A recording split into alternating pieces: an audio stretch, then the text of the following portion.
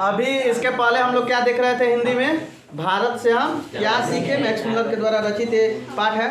और इसमें हम लोगों ने 2 पेज पहले देख लिया है, ठीक है। इसमें पेज नंबर 15 और पेज नंबर 16 जो है हम लोगों ने देख लिया, बहुत बढ़िया समझे हैं। और आज हम लोग देखने वाले हैं पेज नंबर 17, ठीक है ना। पेज नंबर 17 में कुछ पढ़ाए थे, जहाँ से पढ़ाए थे वहाँ से फिर जो है शुरू कर रहे हैं, ठीक है। कह रहा है कि हमें इससे भी और अधिक प्रश्न युग में प्रवेश करना होगा। कौन सी? प्रश्न युग लिखना चाहिए, थोड़ा सा गलत हुआ यहाँ पे। हमें इससे भी और अधिक प्रश्न युग में प्रवेश करना होगा, ठीक है। वहाँ भी भारत का पश्चिम की अनेक दंत कथाओं में आश्चर्यजनक अनुरूपताएं मिलेंगी। आश्चर्यजनक अनुरूपताएं, आश्चर्यजनक बात मत कीजिए बाबू, सुनिए प्लीज, ठीक है। यद्यपि अभी यह निश्चित रूप से नहीं कहा जा सकता कि ये दंत कथाएं पूर्व से पश्चिम को अथवा पश्चिम से पूर्व को गई। दंत कथाएं सुने हैं? नहीं कहता है लोग गांव में कि ये दंत कथा है, ये सही बात थोड़ी है। दंत कथा का अर्थ होता है बहुत सारी चीजें। जैसे तो दादी कहेंगे कि हम लोग हम कहानी कहेंगी, दादी जो है जब आप सोने जा रहे हैं तो दादी और बाबा कहानी कहते हैं ना, तो कहते हैं कि एक परी थी जो उड़ती थी, ठीक है, फिर उड़ के राजा के पास जाती थी, तो आप क्या कहेंगे? सब दंत कथा है। परी भी उड़ती है और उड़ती भी है, ठीक है। तो इन सारी चीज़ों को हम क्या कहते हैं? दंत कथा कहते हैं। बहुत सारी चीज़ें हम लोग कहते आ रहे हैं। तो जो ये दंत कथा है, क्या पता पूरब से पश्चिम आई हूँ, ये हम लोगों के पास से यूरोपियन देशों में गए, पूरब में है हम लोग, आप पश्चिम में यूरोपीय देश हैं। तो क्या पता ये दंत कथाएं पश्चिम से पूरब गई हैं कि पूरब से पश्चिम आई हैं, उसके बारे में बात कर रहे हैं। तथापि यह असंदिग्ध रूप से प्रमाणित हो चुका है कि सुलोमन के समय में ही भारत, सीरिया और फिलिस्तीन के मध्य आवागमन के साधन सुलभ हो चुके थे। सुलोमन जब था उसी समय यह निश्चित हो चुका था, उसी समय यह मौजूद था। क्या? तो भारत, उसके बाद फिलिस्तीन, सीरिया में आने जाने का रास्ता या आवागमन का साधन उस समय शुरू हो गया था। सबको समझ में आ रही है ना? हो चुके थे। कुछ संस्कृत शब्दों के आधार पर मैं इस निष्कर्ष पर पहुंचा हूं कि हाथी दांत, कौन सी?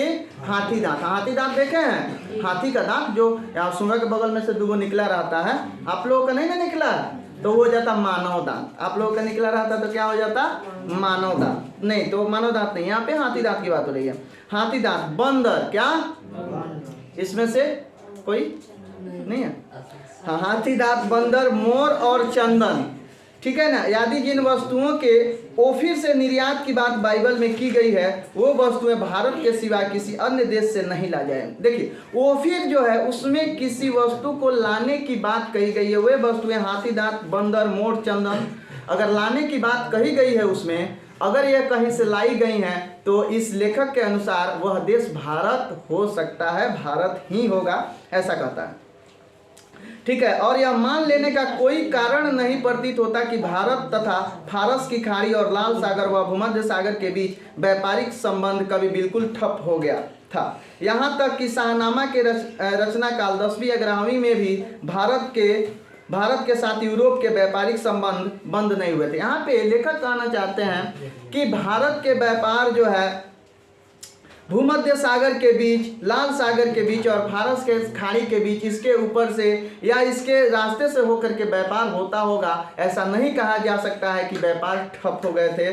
ठीक है। यहाँ तक कि शाहनामा जब रचित लिखा गया था उस समय भी 10वीं 11वीं शताब्दी में भारत के यूरोप के साथ संबंध दिखता है, लगता है कि भारत का यूरोप के साथ संबंध होगा, ठीक है। आप में कईयों ने भाषा का नहीं, भाषा विज्ञान का भी अध्ययन किया होगा। आप लोगों में से कई बच्चे ऐसे हैं जिन्होंने भाषा विज्ञान का अध्ययन किया है, ठीक है। तो आपको क्या भारत से बढ़कर कोई दूसरा देश दिखाई देता है जहां केवल शब्दों का ही नहीं बल्कि व्याकरणात्मक तत्वों के विकास और क्षय से संबंध भाषा वैज्ञानिक समस्याओं के अध्ययन का महत्वपूर्ण अवसर प्राप्त हो सके?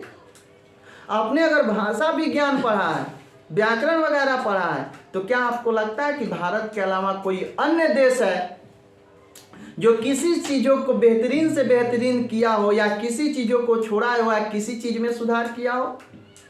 भारत ही एक ऐसा देश है जिसने व्याकरण से संबंधित बहुत सारी चीजों पर नए नए विचारों को और नए नए तथ्यों को दिया, ठीक है ना। वहाँ आपको आर्य, द्रविड़ और मुंडा जैसी अनेक भारतवासी जातियों की बोलचाल की भाषाओं का ही नहीं अपितु उनके साथ यूनानी, पुच्ची, हूण, अरब, ईरानी और मुगल आक्रमणकारियों और विजेताओं की भाषा के सम्मिश्रण की अत्यंत रोचक भाषा वैज्ञानिक समस्याओं के अध्ययन का भी सुयोग प्राप्त हो सकता है। यहाँ जब आप पढ़ेंगे तो बहुत सारी चीजें जो कि भाषा से संबंधित है, आक्रमणकारियों और उनके रहने वाले लोगों से संबंधित है, आपको देखने और सीखने और अध्ययन करने के लिए मिल जाएंगी, है कि नहीं है।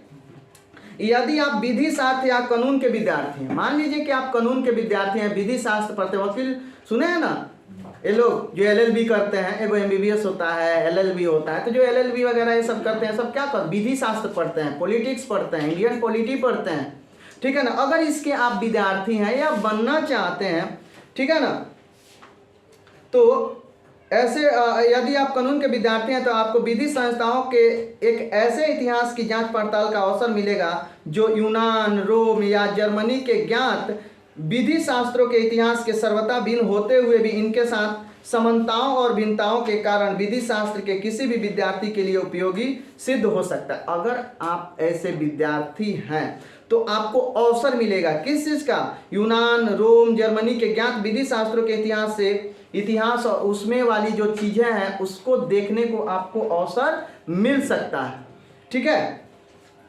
उदाहरण के लिए हम धर्म सूत्र या समयाचारित सूत्रों को ही ले। ये धर्म सूत्र मानव धर्मशास्त्र जैसे प्रवृत्ति विधि ग्रंथों की आधारभूत सामग्री उपलब्ध कराते हैं। यहाँ पे कह रहा है कि यह धर्म सूत्र मानव धर्मशास्त्र जैसे परिवर्ती विधि ग्रंथों की आधारभूत सामग्री उपलब्ध कराते हैं, ठीक है। यदि आप लोगों को अत्यंत सरल राजनीतिक इकाइयों के निर्माण और विकास से संबंध प्राचीन युग के कानून के पुरातन रूपों के बारे में इधर जो अनुसंधान हुए हैं उनके महत्व और वैशिष्ट को परख सकने की क्षमता प्राप्त करनी है तो आपको इसके लिए आज भारत की ग्राम पंचायतों के रूप में इसके प्रत्यक्ष दर्शन सुयोग अनायास ही मिल जाएगा। यहाँ पे कह रहा है कि यदि आप लोगों को अत्यंत सरल सरल मतलब क्या होता है, आसान राजनीतिक इकाइयों का निर्माण करना है, विकास से संबंध प्राचीन युग के कानूनों के पुरातन रूपों के बारे में जो अनुसंधान हुए हैं, जो प्रयोग हुए हैं, जो लिखा गया है, सोचा गया है, देखा गया, उसको अनुसंधान करके जो लिखा गया है, उनके महत्व और वैशिष्ट को परख सकने की क्षमता अगर प्राप्त करनी है तो आपके लिए आज भी भारत ग्राम पंचायतों के रूप में अनेक प्रत्यक्ष दर्शन का सुयोग अनायास ही मिल जाएगा। अगर उस तरह की चीज़ें आपको चाहिए तो भारत के ग्राम पंचायत में इतनी सारी चीज़ें आपको मिल जाएंगी, ठीक है। आगे हम लोग बढ़ते हैं। भारत में प्राचीन स्थानीय शासन प्रणाली या पंचायत प्रथा को समझने समझाने का बहुत बड़ा क्षेत्र विद्यमान है। कह रहा है लेखक यहाँ पे कि भारत में प्राचीन स्थानीय शासन प्रणाली यानी जो शासन प्रणाली थी पुराने समय में जो स्थानीय क्षेत्रों पर लागू की जाती थी, शासन प्रणाली क्या बताइए, शासन प्रणाली क्या होती है, ये किस तरह से हमारे क्षेत्र का क्या हो शासन हो। हमारे क्षेत्र का शासन इस समय क्या होता है, राज्य स्तरीय होता है, केंद्र स्तरीय होता है, राज्य सरकारें करती हैं, केंद्र सरकारें करती हैं, तो यह क्या है शासन प्रणाली। बहुत सारी शासन संबंधी चीज़ें जो मैं वहाँ पे हम लोग देख रहे हैं इंडियन पॉलिटी में, वहाँ पे जाके देखेंगे तो बहुत सारी चीज़ें मैंने वहाँ पे रिलेट करके समझा है। मेरा पहला वीडियो जो आप देखेंगे वहाँ पे इंडियन पॉलिटी का, उसमें बताया गया कि हमारे धर्म ग्रंथ, हमारे धर्म जो है किस तरह शासन व्यवस्था को बनाने में हमारी सहायता करते हैं। पहला वीडियो वहाँ पे जाके देखेंगे तो आपको मिल जाएगा, ठीक है। भारत में धर्म के वास्तविक उद्भव, उसके प्रकृति, विकास तथा उसके अपरिहार्य क्षीणमय रूप का प्रत्यक्ष परिचय मिल सकता है। भारत ब्राह्मण या वैदिक धर्म की भूमि है। भारत ब्राह्मण या वैदिक धर्म की भूमि है। बौद्ध धर्म की यह जन्मभूमि है। पारसियों के जरथ्रुस धर्म की यह शरण स्थली है। आज भी यहाँ नित्य नए मतांतर प्रकट व विकसित होते रहते हैं। भारत में सबसे ज्यादा कहीं धर्म अगर विकसित हुए तो कहाँ हुए हैं, भारत में, और यहाँ जो है विकसित होते रहते हैं, ठीक है। आज की इस कड़ी में बच्चों हम यहीं तक रहने देते हैं, ठीक है। कल हम लोग देखेंगे पेज नंबर 18 में जो बचा हुआ है उसको, और आगे भी 19 तक हम लोग जो है जाएंगे। तब तक अपने दोस्त और होस्ट को दीजिए इजाज़त। जय हिंद।